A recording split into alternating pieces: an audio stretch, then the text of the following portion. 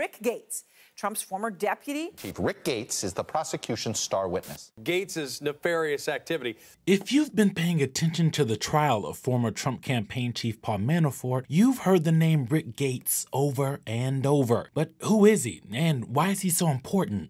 Well, for all intents and purposes, Gates was Manafort's right-hand man for years. The two first met when Gates interned at Manafort's DC consulting firm in the 80s. Manafort eventually left that firm to start another. In 2006, Gates began working there. It was a firm called Davis Manafort. Gates eventually ended up running the Eastern European arm of Manafort's organization. The company worked to elect candidates in the region who'd be receptive to their lobbying efforts. Their most notable client was pro-Russian Ukrainian politician and eventual president Viktor Yanukovych, who was ousted during the country's 2014 revolution. When Manafort was tapped to help lead a possible Trump 2016 convention battle for delegates, Gates followed him as his deputy. As Manafort rose to campaign chair, Gates gained more clout and influence in Trump world. When Manafort resigned from the campaign, Gates stuck around through the general election as a liaison between the Republican National Committee and the campaign. He even served on the inaugural committee for the then president-elect.